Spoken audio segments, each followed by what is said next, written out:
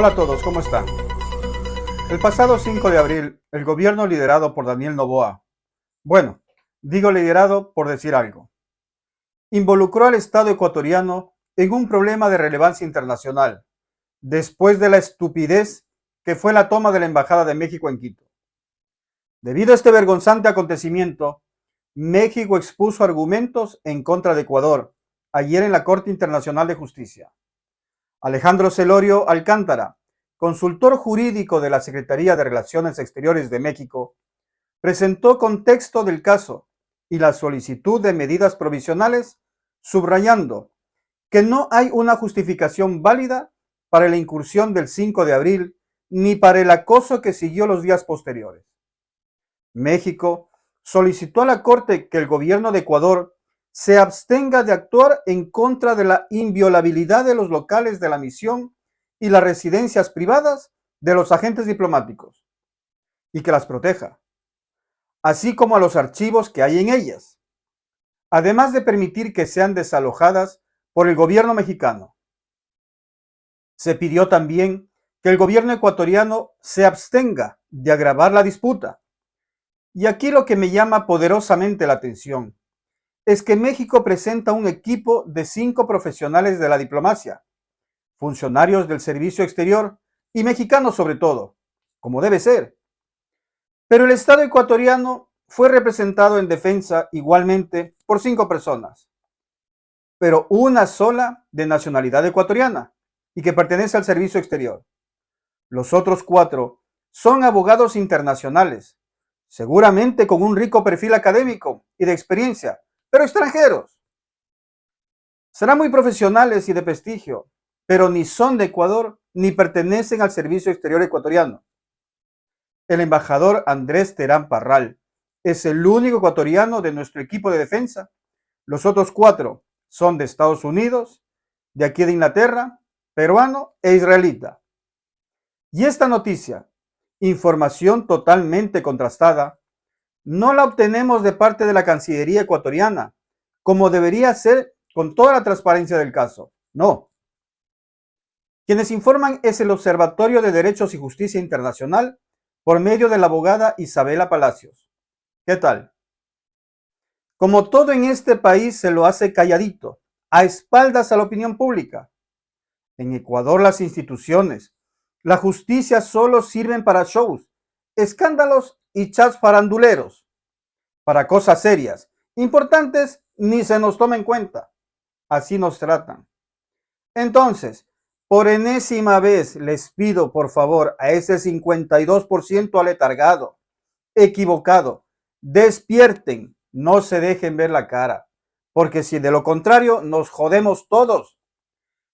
Y si esto atamos a lo acontecido hace poquito nomás, en la Asamblea Nacional, que se reunió para tratar el tema de bajar la edad a 30 años para ser embajador de Ecuador, sacamos la conclusión, yo por lo menos, que este gobierno ningunea, menosprecia, denosta a los servidores de carrera que hay en la Cancillería ecuatoriana. Prefiere extranjeros en su gobierno, como por ejemplo la impresentable señora Palencia, que es capaz de vender a su propia madre con tal de permanecer en el puestito. Y no estoy exagerando, ya que al país que la parió lo traicionó. Ahora la pregunta del millón es, ¿cuánto cuesta la defensa de estos abogados en la Corte Internacional? Seguramente un ojo de la cara.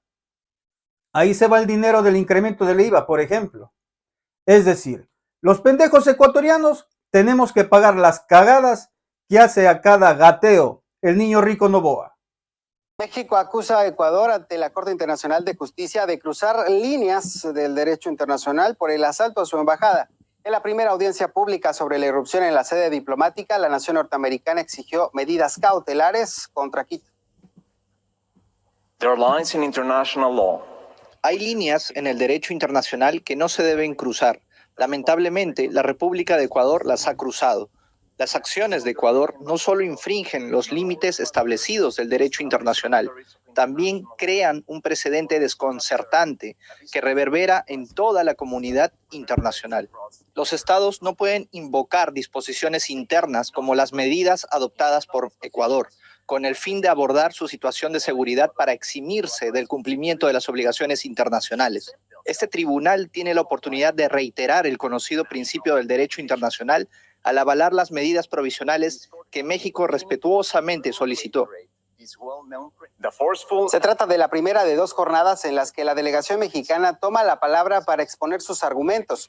El miércoles le tocará al equipo legal ecuatoriano presentar sus alegatos. Anteriormente, Quito confirmó que también puso una contrademanda contra México por haberle concedido asilo al ex vicepresidente Jorge Glass, quien fue condenado por la justicia de Ecuador por corrupción. La Cancillería mexicana recalcó que estos señalamientos fueron presentados después de casi un mes de la irrupción a su embajada. Asimismo, apunta a que este paso de Quito era previsible y que será respondido en el momento procesal oportuno, y es que tras la violenta irrupción, México ha recibido el apoyo de varios estados en su demanda. Ahora lo que persigue el país en la Corte es que no vuelva a ocurrir algo semejante. Nuestra corresponsal Pamela Quíbec nos lo explica. Luego de que las fuerzas policíacas del Ecuador ingresaran por la fuerza y sin autorización en la embajada mexicana ubicada en Quito, con el objetivo de sustraer al expresidente Jorge Glass, quien se encontraba en calidad de asilado político, México presentó una demanda ante la Corte Internacional de Justicia contra dicha nación. Dicha solicitud fue recibida por la Corte, quien a través de un comunicado de prensa explicó que las audiencias se celebrarían al interior del Palacio de la Paz en La Haya, en las cuales se escucharía la postura de ambas naciones. Lo que estaría buscando el Estado mexicano sería, en primer lugar, que se acepte que hubo una violación al derecho internacional. En segundo, que se tomen medidas de satisfacción como pueden ser garantías de no repetición y la reparación del daño. Ecuador, al ser la nación que incumplió lo estipulado en la Convención de Viena, misma que establece la inviolabilidad de las embajadas y la inmunidad del cuerpo diplomático que labora en las mismas, podría enfrentarse a varias sanciones de acuerdo con expertos. Yo considero que la más importante es la declaración de que sí violó la Convención de Viena de relaciones diplomáticas. Esa es la sanción más importante que se busca, una declaración internacional de responsabilidad del Estado. Es decir, se le designa como responsable de haber violado el derecho internacional. Después vienen otras sanciones, por ejemplo, una serie de medidas de satisfacción que pasan por reparación del daño, medidas de no repetición, algún tipo de disculpa en el concierto internacional, en fin, todo lo cual estaría orientado a que la calidad de víctima que tiene México en este momento frente a este hecho quede reparada y no vuelva a ocurrir algo semejante por el Estado. La Asamblea Nacional inició el juicio político al exministro de Energía y Minas, Fernando Santos Alvite, quien fue censurado con 95 votos a favor. Pero también hubieron abstenciones por parte de las asambleístas del bloque de independientes y de gente buena, quienes argumentaron que la Comisión de Fiscalización no había cumplido los plazos y por lo tanto no era legal el pronunciamiento, como que si ese argumento nos importara al ecuatoriano de a pie, que está sufriendo ahora mismo los cortes de luz. Muchos asambleístas legislan para grupos de poder nada más, y no para el pueblo, y ponen esos pretextos pendejos.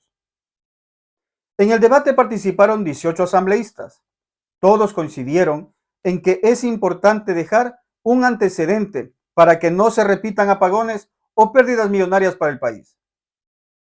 Los legisladores no desaprovecharon la oportunidad para exhortar a las autoridades actuales a tomar previsiones para evitar que la crisis escale. En el discurso de Santos Alvite del pasado 28 de abril, el exfuncionario justificó sus acciones indicando que se tomaron decisiones en función de la sequía. Claro pues, pero sus decisiones fueron tardías. Tal parece ser que hubo un autosabotaje desde el gobierno de Lasso para entregar el sector energético a manos privadas. Todos sabemos, es un secreto a voces, como dice el adagio popular, que el tema de las barcazas eléctricas es un negocio de la trinca y que ahora gobierna. Santos Alvite destacó que, durante el gobierno del incompetente Lasso, al que él perteneció. Los cortes eran de 2 horas y media, planificados además, a diferencia de ahora, que llegaron hasta 13 horas de suspensión del servicio, es decir, queriéndose justificar Santos Albite. Por otro lado, la exministra de Energía de Noboa, Andrea Robo, también tiene una solicitud de juicio político en su contra, y se espera que el trámite avance en la misma vía. Es decir, que ahora, entre todos estos majaderos buenos para nada, se tiran la pelotita. Los apagones siguen, la poca energía que tiene es más cara y la economía va de mal en peor. Ecuatorianos, por favor, de todo esto acordémonos el próximo año cuando acudamos a las urnas. Por la que atraviesa nuestro país, porque él sabía lo que iba a pasar durante este último periodo, como evidentemente lo hemos demostrado y lo vamos a demostrar. Con el oficio de SELEC EP 2023-0824-OFI del 7 de mayo de 2023, el director ejecutivo de la SENACE le solicitó implementar oportunamente acciones para garantizar el suministro de energía eléctrica al país con la probabilidad de un 90% de tener un escenario seco entre los periodos del final del 2023 e inicios del año 2024. Es decir, el SENACE se anticipa en mayo del 2023 diciendo lo que va a pasar ahora y lo que estamos viviendo ahora. A inicios del 2023 ya se conocía que existía este 90% de probabilidad de sequía y no se hizo absolutamente nada al respecto.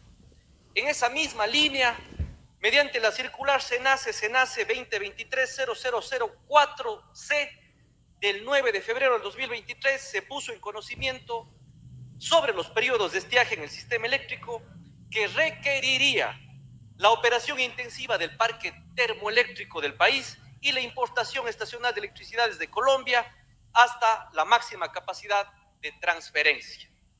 Se contrató energía a Colombia y eso lo recordamos todos los ecuatorianos. De hecho, ya dijo hace un momento la compañera Nicole Saca que eso nos terminó costando el 35% más de lo que debería costar. Es decir, hablamos hasta de una suerte de sobreprecio. Los costos, citando a diario El Universo, como indico yo, eran del 35% más, que el exministro manifestó que se trataba de un, entre comillas, error humano. Error humano que nos terminó costando más de 220 millones de dólares a los ecuatorianos, ni más ni menos. Se advirtió, asimismo, por parte de la SENACE, que era imprescindible contar hasta finales de septiembre del 2023 con la recuperación de la central Esmeraldas 1.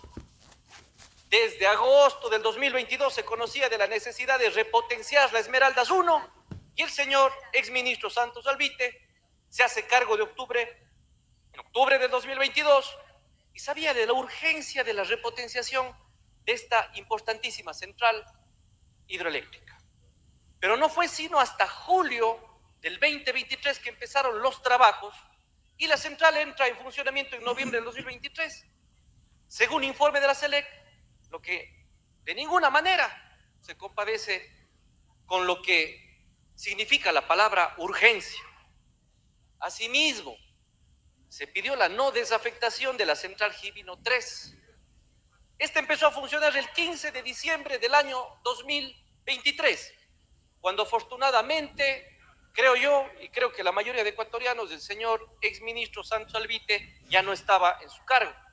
Se pide la repotenciación de la Quevedo 2, y en este caso hay una denuncia en la Fiscalía presentada en el año 2023 por un presunto delito de peculado en este proceso en el que, a pesar de ser una compra que se sabía que era necesaria en el año 2010, se la cataloga como emergencia para contratar a dedo a un proveedor internacional sin concurso público, y estamos hablando de una cantidad presupuestaria más o menos de 58,2 millones de...